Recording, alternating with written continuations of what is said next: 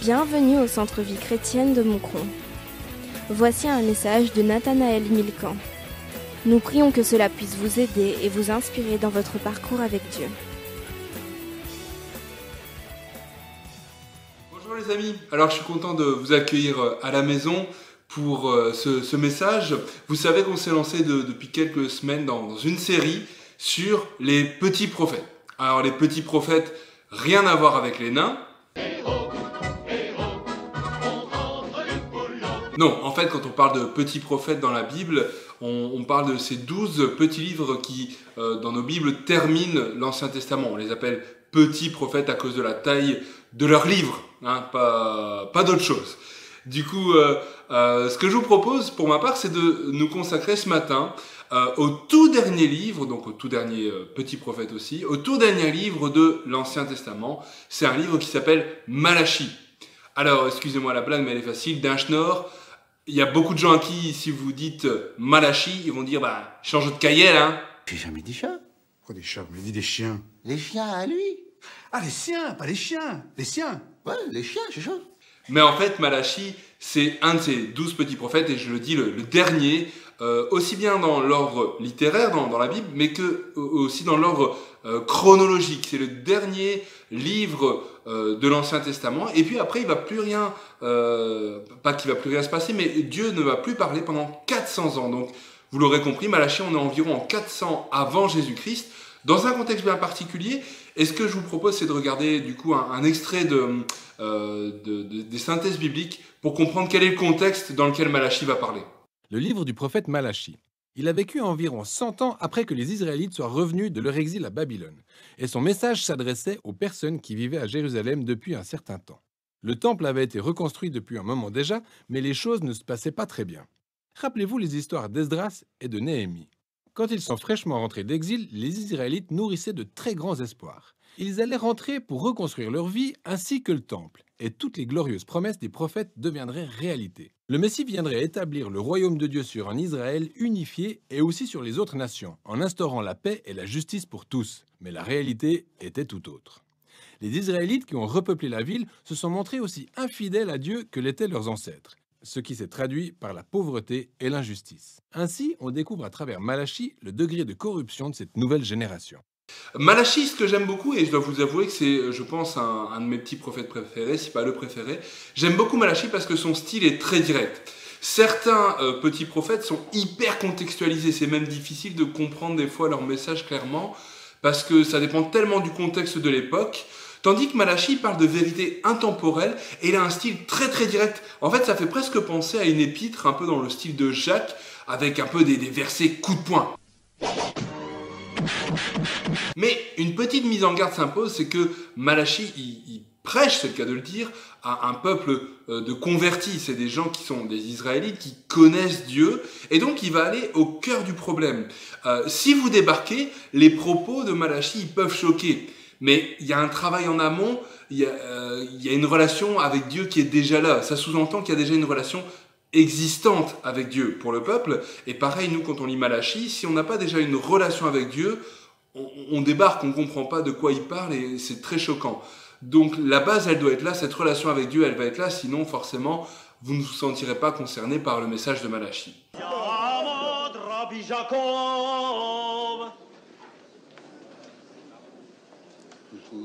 Hein? Qu'est-ce qu'il dit? Sans vous commander, oncle Jacob, c'est à vous de la lire la Torah. Non, je ne fais pas, c'est trop de l'honneur. Le fil rouge, un petit peu dans ce livre de Malachie, c'est une succession de débats, de discussions, de disputes, on pourrait même dire, entre Dieu et l'être humain, entre Dieu et l'Israélite. Et ce que j'ai voulu pour ce message-ci, comme c'est sans doute un des derniers que je filme à la maison, après on repassera à des vidéos filmées à l'église, je me suis dit, ben voilà, c'était le moment ou jamais de rajouter dedans quelques petits extraits qui ont pour but de faire rire, de faire sourire, mais aussi d'être des reflets de la vérité, donc de nous faire réfléchir. Donc, au-delà de juste vous faire sourire, que ces extraits puissent vous faire réfléchir tout au long de ce message. Rire, c'est bon pour la santé, selon un dicton populaire. Et c'est pour ça que mon message, je l'appelais Malachie ou... Ça m'énerve.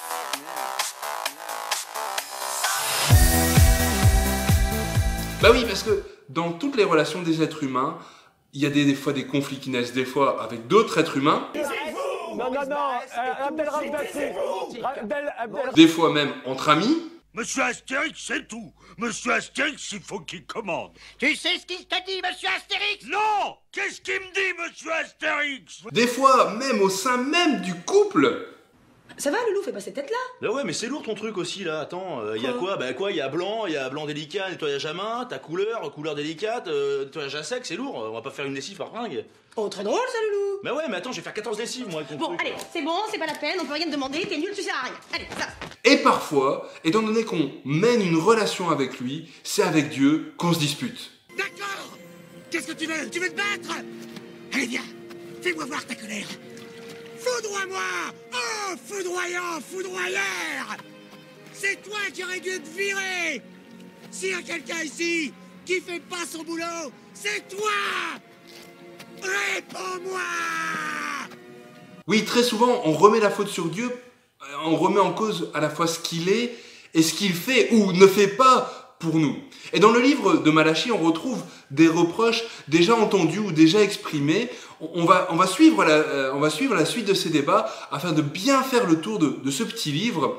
Et ce livre, il va mettre le doigt sur des sujets de tension récurrents entre Dieu et nous. Vous savez, comme dans un couple où il y a des sujets de dispute récurrentes.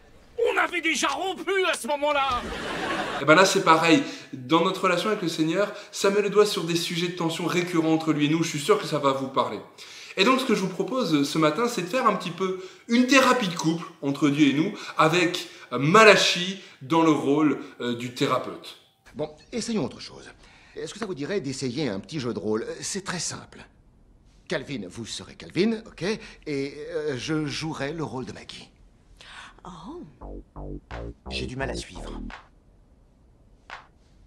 Un mot. Bébé, je refuse de... Il n'y a que vous et moi. Restez avec moi. Je suis votre femme. Tu n'es pas ma femme. Arrête! Comment vous avez pu frapper votre femme? Comment j'ai pu... Comment j'ai quoi? Vous avez battu votre femme. Non, j'ai rien. Il m'a tapé. Et moi, c'était vous. Ok. Tu nous as donné une claque. Mais avant, je voudrais laisser la parole à Timothée pour qu'il puisse prier pour ce message de ce matin, afin qu'il nous touche, vous et moi. Seigneur, je te prie que cette prédication puisse plaire à tout le monde, que tout le monde puisse être touché par cette prédication, qu'on puisse passer un bon moment au nom de Jésus. Amen. Amen. Amen. Alors, passons au premier débat. Le premier débat, il tourne autour du sujet de est-ce que Dieu aime son peuple? Et il se situe au début du livre de Malachie, à partir du verset 1, chapitre 1, jusqu'au verset 5. Ce que je vous propose, si vous en avez le courage, mais je vous invite vraiment à le faire, si vous n'avez pas encore pu lire le livre de Malachie en amont, c'est de faire des pauses au moment où je vous le dis et d'aller lire ce passage. Ça va vous paraître beaucoup plus profond ce que je vais pouvoir apporter et aussi du coup vous pourrez vérifier que c'est bien biblique ce que je dis. Si vous le faites, le livre de Malachie il n'est pas très long, c'est 3 ou 4 chapitres selon les versions. C'est 20 minutes de lecture, donc il faudra juste rajouter 20 minutes à ce message, ce qui n'est pas bien énorme. Donc le premier débat il se trouve dans le chapitre 1 du verset 1 jusqu'au verset 5. Je vous invite, si vous n'avez pas encore lu, de faire une pause et d'aller le lire maintenant. Ce que je vous propose, c'est à chaque fois de voir quel est le constat que Dieu fait, l'objection du peuple et les preuves que Dieu amène. Dieu il dit à son peuple dans cette première partie, « Je vous ai aimé ». Et le peuple sans se répondre, « Mais en quoi est-ce que tu nous as aimés ?» Et voilà une question qui est essentielle dans une relation. Tu m'aimes? Et bien sûr que je t'aime. Et un peu plus chaque jour. C'est vrai? Ouais. Oh, c'est mignon, c'est Loulou. Mais dis donc, si tu m'aimes un peu plus chaque jour, ça veut dire qu'hier tu m'aimais moins. Donc avant-hier tu m'aimais encore moins. Mais non. Bah si! Mais non, mais... Bah si! Pourquoi tu compliques tout là? Attends, genre tu vas pas t'en tirer comme ça, pourquoi tu m'aimais moins hier? Et au-delà même d'une relation de couple, comme Dieu est Dieu, et qu'il est capable de tout, eh ben on s'attend justement à tout de sa part. Et tout ce qu'on a besoin, il devrait nous le donner. C'est en tout cas souvent comme ça qu'on sous-entend notre relation avec Dieu. C'est Dieu qui m'a perdu de vue, tu veux dire? Ah, je vois, tu crois que Dieu t'en veut personnellement, c'est ça que tu veux dire? Non, il a l'air déterminé à m'ignorer. Il est trop occupé à offrir à Evan tout ce qu'il souhaite. Oh, bravo, Sam. Mais il faut pisser ailleurs. Sur moi, par exemple. Non, bah, ne t'en prends pas au chien, hein. C'est pas sa faute au chien. Non, c'est la faute de Dieu. Il l'a mal coordonné. Oh, ça suffit, il y en a marre. Tu peux pas arrêter de jouer les martyrs. Je n'ai jamais dit que j'étais un martyr. Je suis une victime. Dieu est un mioche cruel assis avec une loupe sur une fourmilière et je suis la fourmi. Il pourrait me sauver la vie en moins de 5 minutes s'il le voulait, mais il préfère me brûler mes antennes et me regarder hurler à la mort. Derrière le personnage de Bruce, en fait, on se reconnaît un peu tous. Enfin, moi, en tout cas, je me reconnais. C'est d'attendre de Dieu tout ce qu'on veut, vu qu'il est capable de le faire. Pourquoi est-ce qu'il nous le donne pas? Après tout, on n'est pas méchant et tout ça. Et c'est comme s'il nous le donne pas, ça veut dire qu'il nous aime pas, en fait.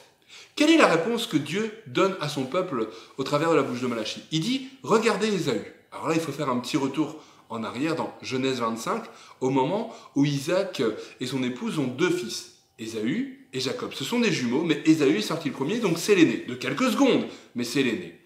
Et donc c'est lui qui devrait avoir droit aux bénédictions. Or, c'est Jacob, qui va après, plus tard, s'appeler Israël, qui va recevoir toutes les bénédictions, et dont la descendance sera bénie et deviendra le peuple d'Israël. Et Dieu leur dit, regardez Ésaü et sa descendance, les Édomites. Est-ce que c'est eux que j'ai choisis? Non, c'est vous que j'ai choisis. Et c'est vous qui êtes bénis. Et quand bien même Édom, les descendants d'Ésaü, se disent, on va réussir par nos propres moyens, Dieu il dit, par la bouche du prophète Malachie, non, tout ce qu'ils vont essayer, ça va rater. Et je détruirai moi-même ce qu'ils feront. Parce que c'est vous que j'ai choisi, c'est Israël que j'ai choisi, et pas Édom. En réfléchissant à ce message, je me suis dit, mais jusqu'encore aujourd'hui, la parole de Dieu, elle reste vraie. Israël, encore aujourd'hui, est le résultat d'une grâce divine. Un peuple qui a failli être détruit par la Seconde Guerre mondiale. 6 millions de morts parmi les Juifs. Eh bien, regardez, on leur a donné un pays. Même si on nous avait dit ça, on va leur donner un pays sans qu'ils aient besoin de faire une guerre, sans qu'ils aient besoin de prendre les armes, on va leur rendre le pays de leurs ancêtres, on aurait dit, mais c'est de la folie. Pourtant, c'est ce que Dieu a fait. Voilà l'incommensurable amour de Dieu. Et il est à la fois pour Israël, mais il est pour nous. Vous savez, je pense que très souvent, on réagit envers Dieu un peu comme un ado ingrat envers ses parents, qui se plaint et qui râle toujours, sans se rendre compte de tout ce que Dieu fait pour nous. Et la meilleure chose, la meilleure preuve de l'amour de Dieu, c'est la croix, frères et sœurs. Qu'est-ce que Dieu pouvait donner de plus que sa propre vie?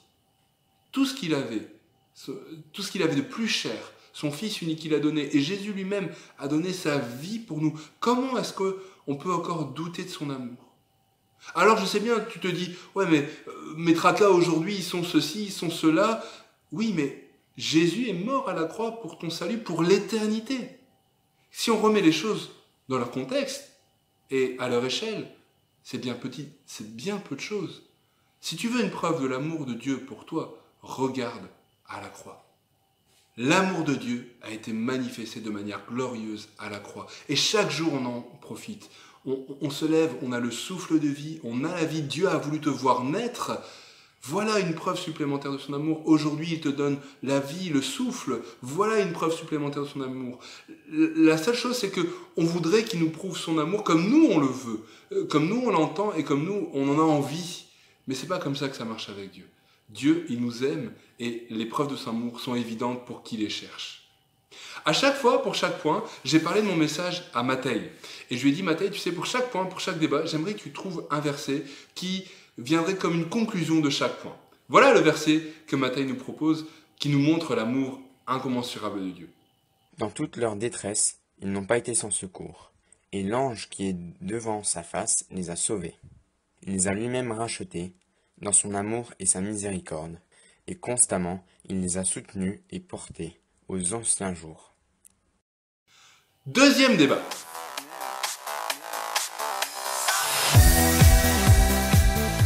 Dans le livre de Malachie, Malachie continue à partir du verset 6 et jusqu'au chapitre 2, verset 9. À nouveau, je vous invite à faire pause pour aller lire ce passage. Dans ce passage, Malachie fait un constat sur l'attitude des prêtres et du peuple dans le culte qu'ils rendent à Dieu. Alors vous allez dire, en quoi ça nous concerne, on n'est pas prêtre? Eh bien là, petite erreur. Regardez ce que Jean nous dit dans le livre de l'Apocalypse, au chapitre 1, versets 5 et 6.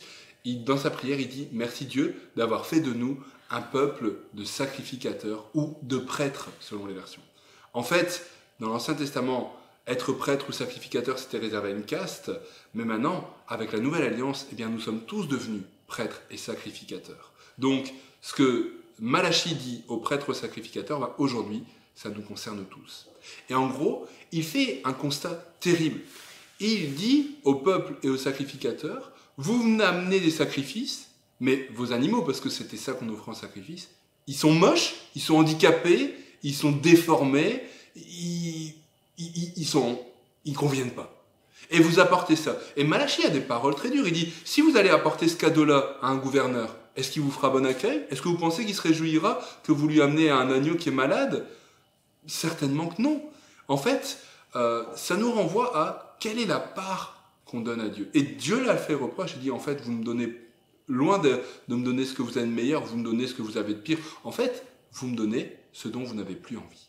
Ce passage, dans Malachie, il nous pose la question à nous aujourd'hui, quelle est la qualité de ce que nous apportons au Seigneur? Nos offrandes sont-elles des sacrifices dans le sens qu'ils nous coûtent quelque chose? C'est pas uniquement de la générosité, mais un réel sacrifice de notre meilleure part.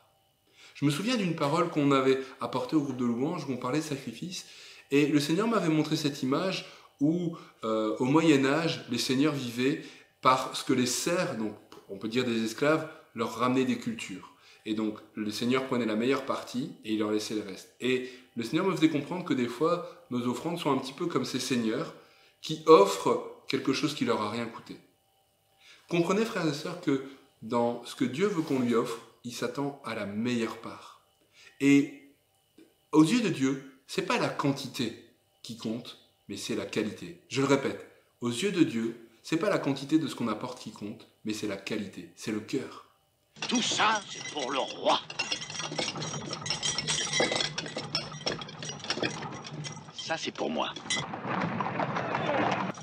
Ça, c'est pour moi.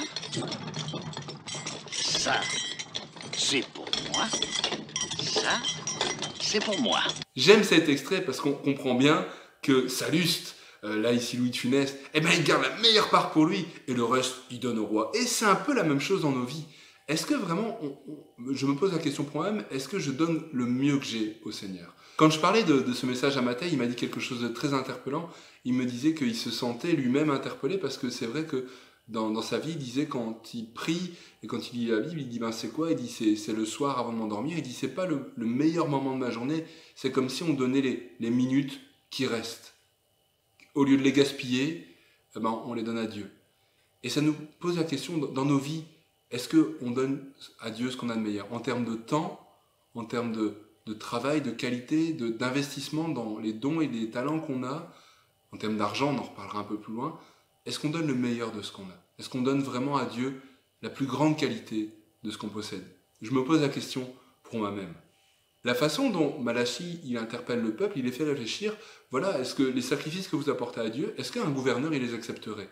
Et ça nous fait réfléchir sur des fois les égards qu'on donne aux autorités de ce monde, qu'elles soient judiciaires ou nos patrons sur notre lieu de travail. Des fois on est beaucoup plus respectueux, on a beaucoup plus la crainte de nos patrons ou des autorités que de Dieu lui-même. Il y a quelque chose qui ne va pas finalement, frères et sœurs. Ça doit nous faire réfléchir sur dire, ben voilà, est-ce que à Dieu, je lui donne les honneurs et les égards qui lui sont dus? Dans l'Apocalypse, Jean va poser cette question triviale à Éphèse, il va leur dire, ce que j'ai contre toi, c'est que tu as perdu ton premier amour. Je dis une question parce que ça nous lance la question, est-ce que moi c'est encore ce premier amour, vous savez, là où on donnerait tout, où rien n'est trop pour notre bien-aimé, est-ce que c'est encore celui-là qui nous anime pour Dieu? C'est celui-là qui devrait nous animer pour Dieu, mais on peut se poser la question, dans notre relation quotidienne, est-ce qu'on continue à offrir au Seigneur ce qu'on a de meilleur dans nos vies? Je vous laisse avec le verset 2, Matthieu. Je vous exhorte donc, frères, par les compassions de Dieu, à offrir votre corps comme un sacrifice vivant, saint, agréable à Dieu, ce qui sera de votre part un culte raisonnable. Troisième débat.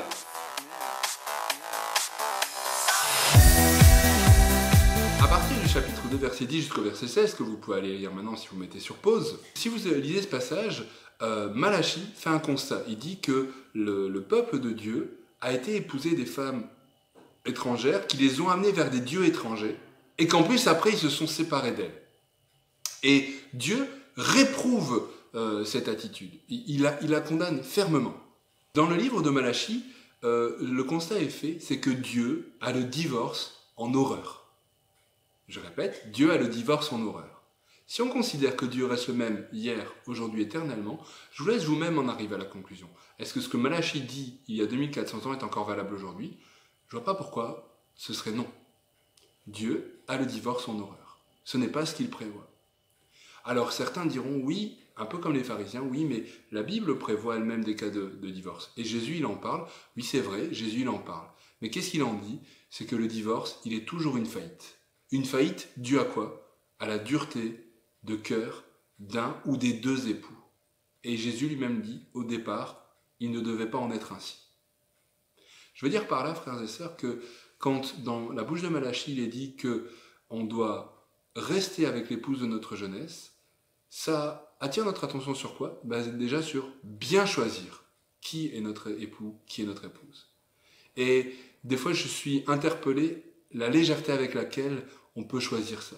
Alors on est jeune, on est un peu fou, on n'écoute plus trop nos parents, et surtout, on est complètement amouraché d'une personne sans se rendre compte de qui elle est vraiment. Or, on va choisir la personne avec qui on va passer 10, 20, 30, 40, 50 ans, plus si on vit plus longtemps. À quel point ce choix est sans doute le plus crucial de notre vie. La personne avec qui on va vivre, qu'on va devoir supporter, qui va devoir nous supporter, avec qui on va se réveiller le matin, avec qui on va s'endormir le soir, avec qui on va habiter. Je sais pas, il a un petit truc en plus en fait que j'adore. Un petit truc qui me fait craquer, voilà, et qu'elle va détester 6 mois plus tard. Évidemment, déclinable à l'infini. Oh, j'adore cette petite poignée d'amour, mais t'es gros, t'es gros. Oh, il est vachement drôle, on n'arrête pas de déconner. On peut parler sérieusement 2 secondes, oui, la vie n'est pas un gag.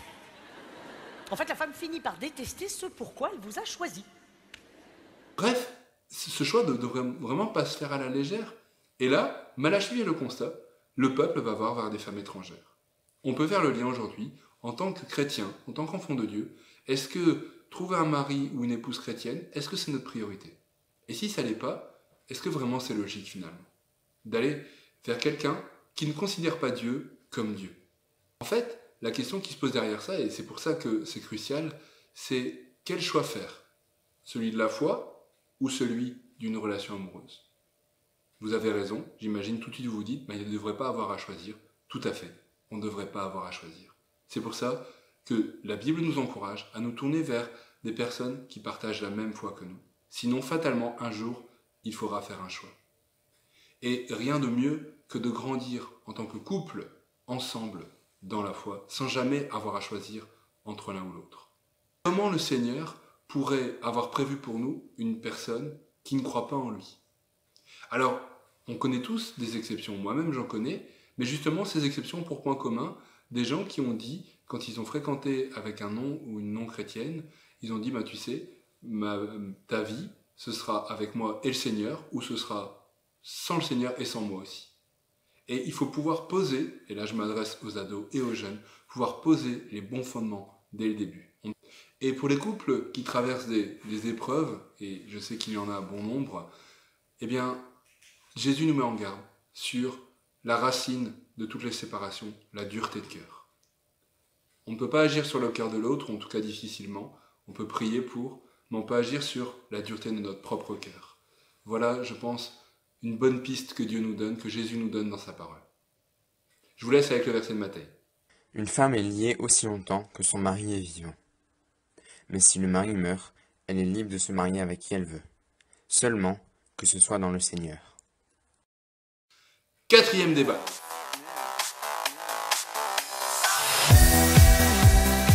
Eh bien oui, cette question, Dieu est-il juste? Voilà une question que le peuple lance à la figure de Dieu après lui avoir dit « Oh, est-ce que vraiment tu nous aimes ?» Là, ils disent « Oui, mais est-ce que vraiment tu es juste ?» Et pourquoi le peuple dit ça? Ils disent « Parce que quiconque fait le mal est bon aux yeux de l'Éternel, il trouve du plaisir en lui. » Où est la justice de Dieu dans tout ça? Et c'est une réflexion qu'on a déjà tous entendue et qu'on a peut-être déjà tous eu finalement, de se dire mais à quoi ça sert de faire le bien? Les méchants prospèrent tout aussi bien, voire mieux des fois que les bons. On s'est déjà tous fait cette réflexion. Eh bien, cette attitude fatigue Dieu, nous dit Malachie. Et il va mettre l'accent sur le manque de sanctification de son peuple. Dieu promet d'envoyer un messager qui va préparer le chemin du Seigneur. Alors on comprend, en lisant le livre de Malachie, que celui dont il parle, c'est Jean-Baptiste, qui va venir juste avant Jésus, prêcher dans le désert, prêcher la repentance et préparer le chemin du Seigneur Jésus. Et Jean-Baptiste va dire une parole vraiment précieuse qui se trouve dans l'évangile de Jean. Il va dire, il faut qu'il croisse, que Jésus grandisse et que moi, je diminue. Voilà l'appel de Dieu à ceux qui disent Dieu n'est pas juste. Alors vous allez dire, ça n'a rien à voir. C'est pas le point de vue de Dieu. Ce que Dieu veut, c'est amener son peuple dans un chemin de sanctification. Effectivement, et c'est ce qu'on semble comprendre quand on lit Malachie, c'est si on fait le bien pour faire plaisir à Dieu, et dans le but aussi de recevoir des bénédictions, de prospérer, on passe complètement à côté. Ce que Dieu veut, c'est un peuple sanctifié. Et la sanctification n'a d'autre but que la sanctification elle-même. Nous, on aimerait bien que notre sanctification, elle nous ramène des récompenses de la part de Dieu. Voilà, j'ai fait ta volonté, et donc je mérite des biens de ta part. C'est pas comme ça que Dieu voit les choses. Ce que Dieu veut, c'est qu'on grandisse dans la sanctification, dans la purification. Et dans le livre de Malachie, il est utilisé l'image, il dit que Dieu il veut nous purifier comme l'argent. Vous avez peut-être déjà entendu cette image, que l'orfèvre qui purifie l'argent, il sait à quel moment l'argent est pur quand, en le fondant, en le rendant liquide, il commence à voir son reflet dedans. Quelle belle image! À quel moment est-ce que nous sommes purs? Eh bien, quand nos vies, nos attitudes, nos caractères, nos priorités commencent à refléter celles du Seigneur Jésus-Christ. Et quand on dit à Dieu, mais pourquoi est-ce que si tu es juste, les méchants prospèrent? La réponse de Dieu, c'est, est-ce que dans ta vie, à toi, tu t'es assez sanctifié? Je me rends compte que pour certains, la réponse de Dieu peut paraître hors propos, mais elle ne l'est pas. Dieu répond en nous faisant toujours attirer notre regard vers notre propre cœur. Ce message m'a fait penser au jugement de Salomon. Roi Salomon, ces hommes ont besoin de vous pour régler un conflit. Chacun d'eux affirme que ceci lui appartient. Le gâteau sera coupé en deux. Et chacun de vous recevra la mort. Je bouffe le gâteau. Alors bien évidemment, là, on sait que ça ne s'est pas passé comme ça, mais ça renvoie vers le jugement de Salomon où deux femmes viennent en disant « ce bébé est à moi ». Et Salomon va dire qu'on coupe le bébé en deux. Imaginez que l'histoire s'arrête là. On se dirait « mais ce jugement il est terrible, il n'est pas juste, il n'est pas sage ». Sauf que, en tant qu'être humain, les jugements de Dieu ressemblent à cette partie visible. Dans la Bible, on nous raconte la suite. Comment est-ce que la vraie mère va dire non, laisse vivre l'enfant, même si c'est dans les mains d'une autre femme, laisse vivre l'enfant. Et c'est comme ça que Salomon va découvrir la vérité. Sauf que nous, êtres humains, eh bien, on n'a que la partie immergée de l'iceberg. Ce qu'on voit, c'est juste Salomon qui dit que ce bébé soit coupé en deux, sans se rendre compte de l'autre partie qui est là. Et forcément, si l'histoire s'arrêtait là, elle nous paraîtrait injuste. Et j'en reviens, quand on regarde des choses, bien évidemment, elles nous paraissent injustes, mais parce qu'on n'a pas toute l'image, le spectre complet de l'image telle que Dieu l'a. Dieu, il est juste à ses yeux, sauf que nous qui avons une vision imparfaite, nous voyons une justice imparfaite. Mais Dieu qui est parfait voit la justice de manière parfaite. Finissons ce débat avec le verset que Matthieu nous propose. Car l'Éternel est juste, il aime la justice. Les hommes droits contemplent sa face. Et maintenant passons au 5e débat.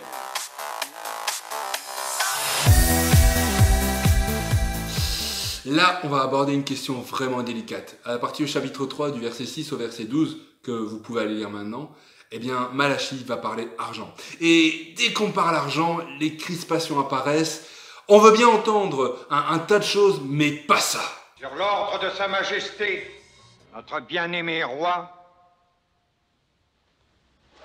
vous vous retirerez au couvent de San Ignacio, où vous ferez vœu de chasteté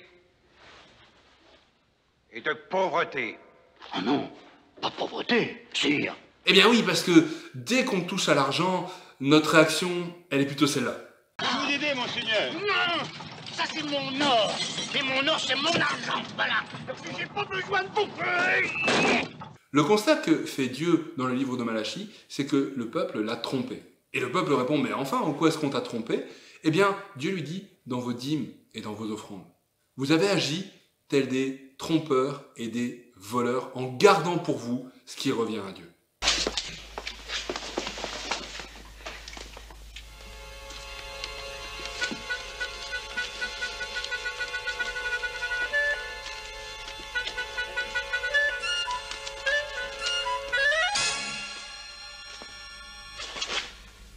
Eh bien oui, un peu comme dans cet extrait, en fait, on prend à Dieu ce qui lui appartient. Alors on a envie de se dire, mais non, c'est à moi! Et en agissant ainsi, eh bien, le Malachie dit, voilà pourquoi est-ce que vous ramez autant dans vos récoltes? Pourquoi est-ce que les sauterelles dévorent tout? Pourquoi est-ce que les pluies manquent? En fait, vous volez l'argent de Dieu. C'est toujours un défi de parler d'argent, surtout dans le monde francophone. C'est pour ça que je suis content que c'est le livre de Malachie qui en parle et pas moi. Qu'est-ce que nous dit le livre de Malachie? C'est que Dieu est un Dieu généreux. Il n'a pas besoin de notre argent. Alors pourquoi est-ce qu'il nous le demande? Eh bien, c'est comme une épreuve. Il veut voir si on a confiance en lui ou en l'argent. En qui ou en quoi est-ce qu'on va mettre notre confiance? Et dans Malachie, il y a un lien vraiment clair qui est fait entre le manque de fidélité du peuple d'un côté, dans sa dîme et dans ses offrandes, et la malédiction à laquelle il est exposé, notamment, on l'a dit, des mauvaises récoltes. Si on fait le lien avec nos vies, frères et sœurs, c'est la même chose 2400 ans après. Peut-être encore plus aujourd'hui qu'il y a 2400 ans. C'est que Dieu n'a toujours pas besoin de notre argent. Mais que dans les périodes de crise qu'on vit, le réflexe humain de vouloir garder pour nous et de donner à Dieu le surplus, c'est un mauvais réflexe. En période de crise, comme nous la traversons depuis 2008 et qui est un peu exacerbée avec la pandémie, cette mise en garde, elle se révèle plus que jamais d'actualité. La peur qui fait naître en nous une tendance à vouloir garder davantage pour nous et donner moins, voire rien à Dieu, c'est mauvaise conseillère. Et elle empire les choses au lieu de les améliorer. Alors des fois on dit, oui mais ça c'était pour le temps de l'Ancien Testament, on n'est plus sous la loi, et donc les dîmes, on ne devrait même plus parler de dîmes, et je suis assez d'accord en fait sur ça. On devrait parler d'offrande, tout à fait. Et ce que nous dit le Nouveau Testament, c'est très peu de choses, et on nous parle juste de donner avec joie. C'est dans 2 Corinthiens, chapitre 9, verset 7. Sauf que ce verset, des fois, devient malheureusement un prétexte pour ne plus rien donner et faire le sourd.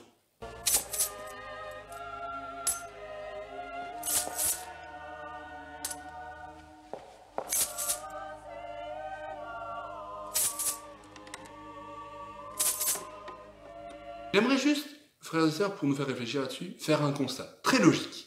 Même pas appeler des valeurs spirituelles, juste un constat logique. Dans l'Ancien Testament, le peuple était appelé à donner 10% de ses revenus à Dieu. Et on se trouvait dans une alliance qui était moins bonne que celle actuelle. Aujourd'hui, on est dans une meilleure alliance. Celle où Jésus a donné lui-même sa vie, où Dieu a donné sa propre vie pour notre salut. Donc, le constat est fait, c'est que l'alliance, elle est meilleure. Est-ce que c'est logique que maintenant que nous sommes dans une alliance meilleure, de donner moins alors que quand on était dans une alliance moins bonne? Juste, c'est une question de logique. Si Dieu nous a offert une meilleure alliance, eh bien, est-ce que 10%, ça reste un minimum où on devrait même donner moins? Non, c'est pas logique. La réalité, c'est que tout appartient à Dieu. Et dans Malachie, ce qui est dit, Dieu dit « Mettez-moi à l'épreuve et vous verrez si je n'ouvre pas les écluses des cieux ». Est-ce que vous savez que c'est le seul passage de la Bible où Dieu dit « Mettez-moi à l'épreuve ». Je pense que financièrement, nous avons à grandir. Si on suit la logique du livre de Malachie, elle nous pose la question de la qualité de ce qu'on apporte à Dieu, et même tout simplement de ce qu'on apporte à Dieu. Et ça concerne aussi nos finances, frères et sœurs.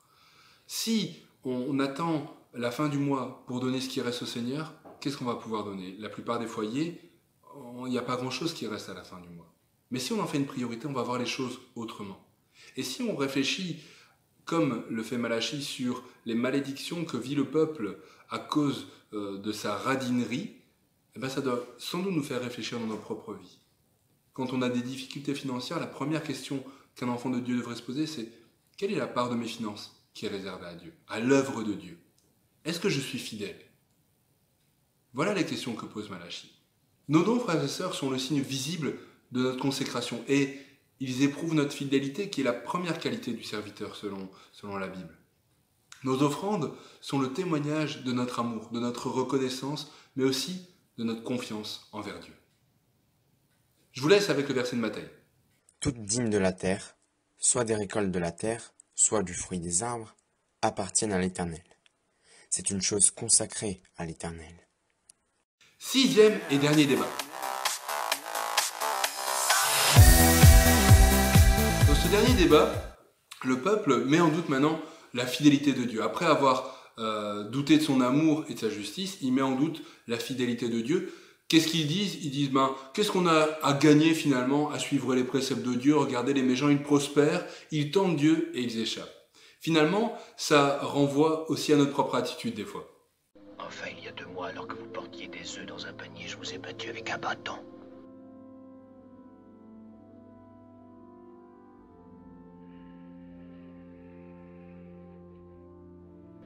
C'était vous, mon fils. C'était moi. Jésus, je le pulvérise. Il n'en est pas question. J'ai pardonné et tu dois pardonner aussi. Seigneur, si j'étais un bon serviteur, laissez-moi le casser ce cierge sur le dos.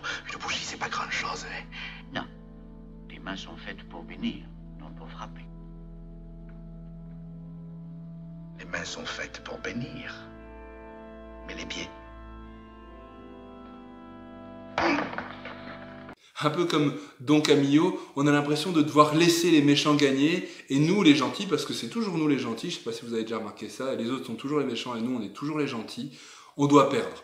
Et comme Don Camillo, on aimerait se dire, les mains sont faites pour bénir, mais, et c'est là où il y a le problème, c'est qu'il n'y a pas de mais. C'est bien ça, justement, la fidélité de Dieu. Avec Dieu, il n'y a pas de mais. Il n'y a pas de « ouais, j'ai changé d'avis ».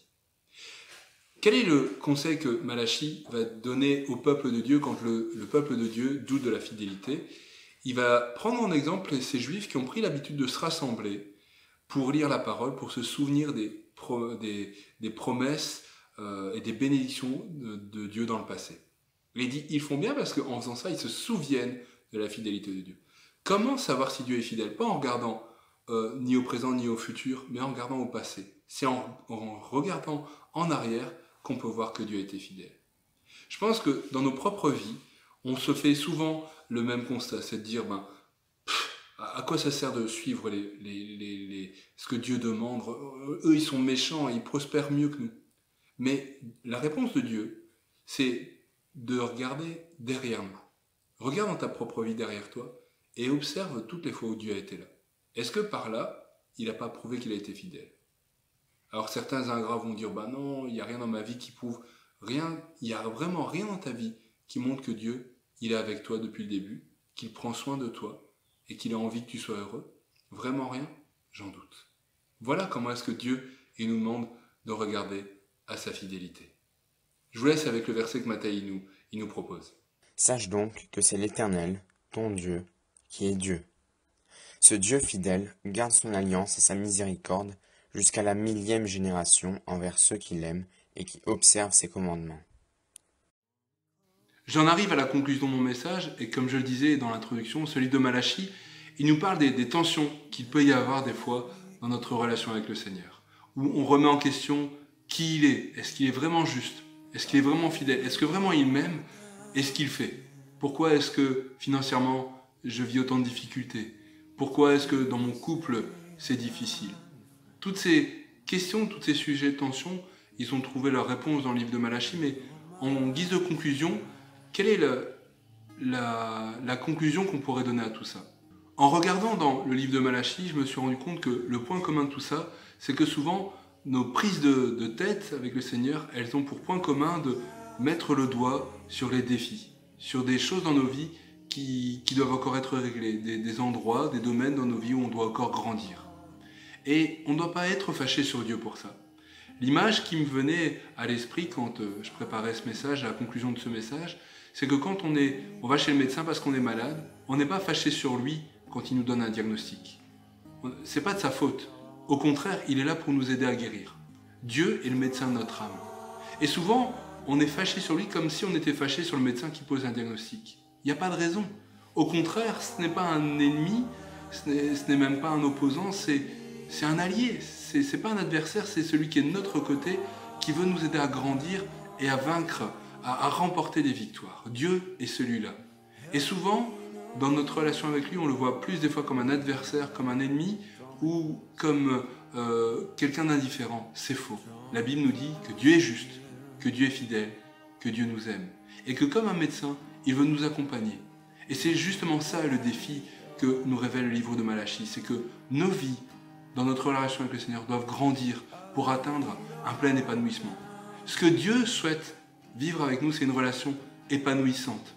Mais ça commence par arrêter de faire des reproches, de lui faire des reproches. Et ça doit passer par des moments de remise en question, parfois douloureuses, sur nos propres attitudes, sur nos priorités, sur notre propre avancement. Voilà pourquoi on peut vivre des fois des tensions. Elles ne sont que des signaux d'alerte sur notre relation, sur notre propre vie. Et on ne peut pas espérer que ça aille mieux tant qu'on ne s'attaque pas à ça. C'est un défi pour chacun de nous, pour moi le premier. Et je veux vraiment maintenant terminer par la prière pour demander à Dieu de nous accompagner. Seigneur Jésus, je te remercie pour ce message qui nous montre que notre relation avec toi, elle est complexe. Elle n'est pas simple. Et des fois, il y a des moments de haute voltige et des fois, il y a des moments douloureux. Mais même dans ces moments douloureux, dans ces moments où on peut ressentir de l'incompréhension, de la frustration, tu veux nous faire grandir. Et toi, tu restes le même, malgré nos états d'âme. Tu nous aimes, tu es juste, tu es fidèle. Et on veut grandir dans cette relation avec toi. Je te prie pour mes frères et sœurs, que chacun de nous, dans ces 6 sujets dont on a parlé, nous puissions grandir. Gloire à toi, Seigneur mon Dieu. Amen. Moi, je vous dis à bientôt, en espérant que ce message vous aura non seulement fait du bien spirituellement, qu'il aura pu aussi vous faire rire et sourire à quelques moments que ce soit. Et je vous souhaite une semaine bénie. Je vous encourage vraiment, si ce n'est pas le cas, à aller lire ou relire ce livre de Malachie. À bientôt.